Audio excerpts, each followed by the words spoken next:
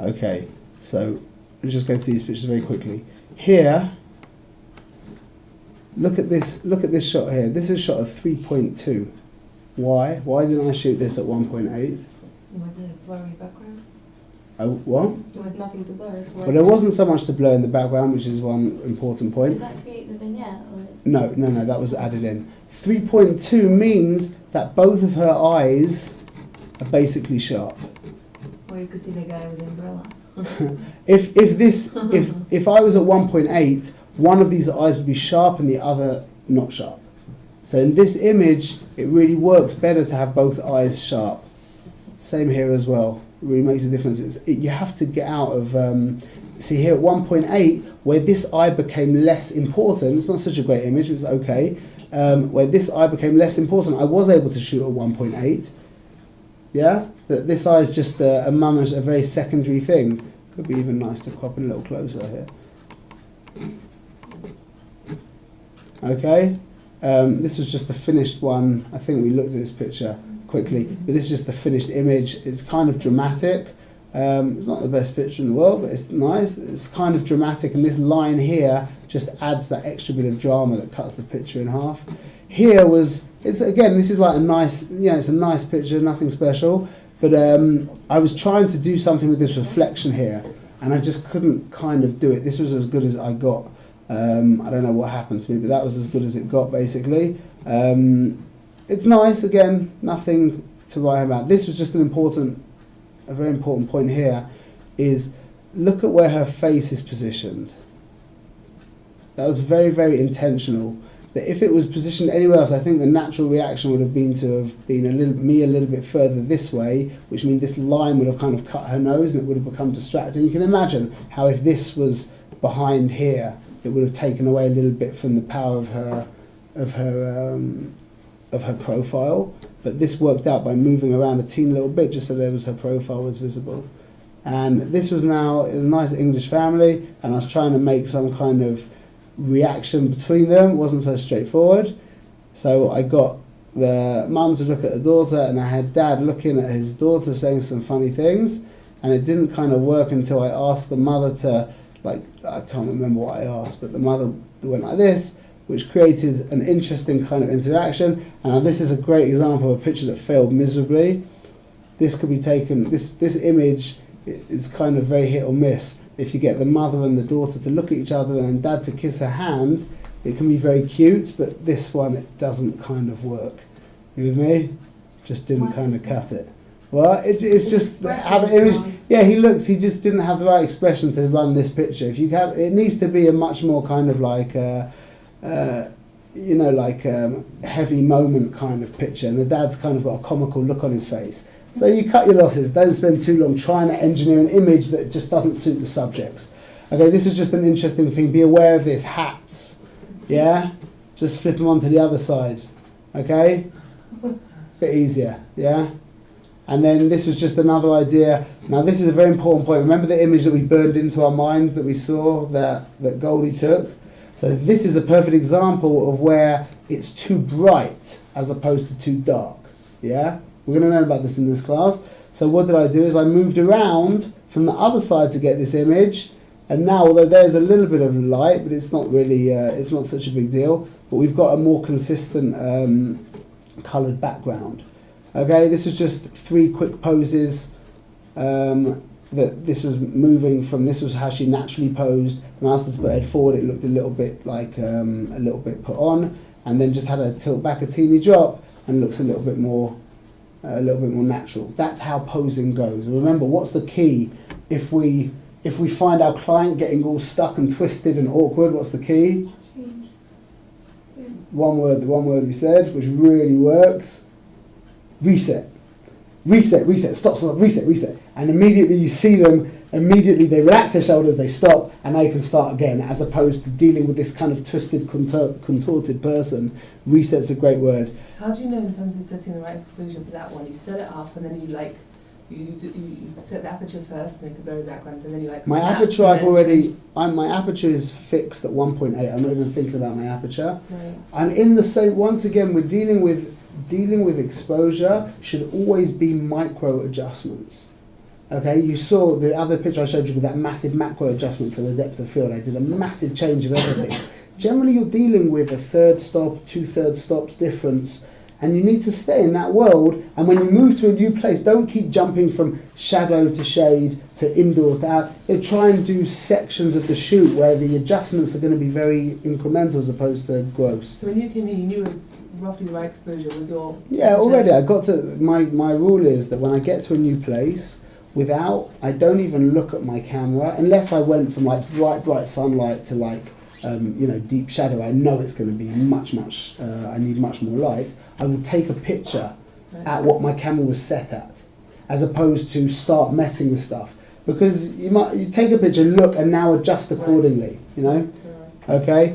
Just this was again posing where he just looked a bit kind of like, what's going on there. It's not like a great pose. This is a bit more. This is quite nice. This actually might be nice in black and white. No, fair like this. But this was me finding a very, it was just a white background basically. It was on a balcony with a translucent glass with light coming through. And his ears, I shot at 1.8, so his ears are falling away, pulls out his eyes. It's nice, it's a nice shot that Mum would like. Okay, just look at this, interaction, what's happening here? Her hand goes past it. You just saw the next image, but this image is a picture of Mum interacting with the bride looking at the camera. This image is an image of Mum interacting with the bride and the bride interacting with Mum, both looking at the camera. You with me? Just a little, it's not a great picture, but it's nice. And you see the rules about the hat here working. Okay, that we basically kept things inside, so these lines don't really distract you too much. But this is now an image of two people interacting with each other. This is a great example of a bad composed image. Okay, we tried. They were too young. This is as good as it got. So I made sure I got the picture. At least it's lit nicely. But it's a terrible, it's terrible. He should be over here. We tried. It was too much for the kids. She was getting all upset. And so anyway, at the end of the day, just make sure you click. Okay, just don't get too caught up. Okay, this is just an interesting thing about how much a difference it makes of the mum's interaction with the father. Leave you to decide your own things about that. Okay, now this is a really important picture, a really important idea. What about this image? Is it great? Is it mediocre? Is it annoying? No thoughts? What's one little thing that's a bit annoying? The hat is over there. The hat over there, that is, yeah, you're right, that is a bit annoying. That's not going to get fixed when I fix it. What about going on over here? The mic, just touching the colour is not being, the bride is not being isolated properly, which means the objects move in. So just very quickly, but it's also just much cleaner. Look how much tidier that is than that. You know what I'm saying? It's just tidier. People generally can be sometimes not that case, but generally people appreciate tidy over messy. This now, everything is in its own place. Light pulling you to the end of the picture now. From the Right. second one. Right. It's light Orange going light down the back. What, this? The red light there, yeah. I mean, really, the direction of this image is going this way. It could be now you're analysing so much. I don't think you'd be thinking about that so much because you're obviously going over here with this strong line over here, this sharp image here. You're going this way up the marriage document and around back. Okay? And in the meantime, you pass over the bride and groom as well, which is a nice added bonus. It's a nice picture. Where did you focus? The focus is hopefully pin sharp over here. And you knew that would get the sub as well. You knew that would get the whole... Yeah. And that's not so important to be pin sharp. That's enough sharp. Yeah. Okay, it was shot at 2.2. Okay, this is a great example of a bad shot. There's nothing really, like, this is where the focus is. And it's like, what's that got to do with anything? The focus should have been somewhere else. That is not a, that didn't really cut it. Okay? Don't know what I want to say about this.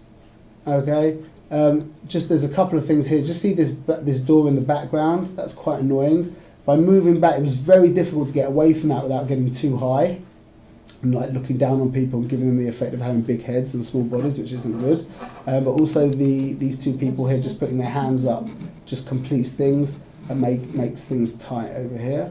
Okay. Again, there's lots of other ways of posing people. We're talking when time is of, this is a very basic, very, very basic, like standard pose. But when time is of the essence and you haven't got time to pose everybody differently and sit in different positions and like do all these amazing images that you see online, you have to be able to do this and to do it tight and to make the lines clean and to make everything tidy, basically, to be tidy. Okay, this is just an example of diagonal lines or not straight lines going with straight lines. In this image, I think this actually adds a little bit. People prefer A or B? A, B, which one? A. A. I also think A just wins slightly over. In this case, generally lines in the background should be straight. In this case, it just adds that little bit of... Horizontal lines. Sorry? Horizontal lines or all lines? All lines. Well, for an image to look straight, by the way, this is a very important point. For an image to look straight, it needs to be... Because there are sometimes lines that are not straight to each other. They're not parallel with each other. Yeah? Like if you move to a perspective, the lines start to not converge, the opposite, diverge from each other. You understand? So you end up with like a triangular shape. So how do you make lines like that appear straight? Because if you make one straight, the other's going to be at more of an angle. You with me? So what makes an image appear straight is when you, so to speak, take a mental average of all the lines. You with me? To take a mental average of all the lines. So it could actually be that in that image you end up with no straight lines whatsoever, but the mental average of it fits in and it starts to look that it's balanced. Okay? Just quick going. This was just nice. There was a backflash here. Just thought I'd show you these pictures. These are great examples of a place where a silhouette does not work. Okay? Now I could cry and say, yeah, but it was so nice and everything was great, and Mr. Photographer is looking at me like, unlucky man, there's too much light in the foreground, you cannot get a silhouette. You can't, so you have to do something else, you have to move somewhere else or block some light or do something. But as the situation was, I mean, I managed to do it in post a little bit. Do you like this picture or you don't like this picture? I think it's nice. What about without the silhouettes? What's wrong? You like this picture? No. Well, I would like it if the background was this colour, this tone, and the foreground was this tone. That's what I would like. Okay? Now look at this. What do we think about this picture? You're trying to get there. What's the difference? What about this? Last second interact. Yeah, look at the difference because we don't see her profile. Very important with silhouettes to have interesting shapes. And it could be that the way she was looking, like here, I would imagine she's looking at her groom, yeah? However, here, I would imagine that I've had her turn too much, that she's probably looking at the wall over here. I would say to her, let me just see your profile, even if you're not looking at your groom, let me see your profile. You understand? So now, it could be that they're not actually looking at each other. Yeah, whereas here they were. But this image is so much nicer because we can see the line of her profile. Okay, and again here, look at the difference. This is now two people looking at a camera. This is now two people interacting, having a picture taken of themselves. You with me? Look at the difference. Amazing difference, no? Okay.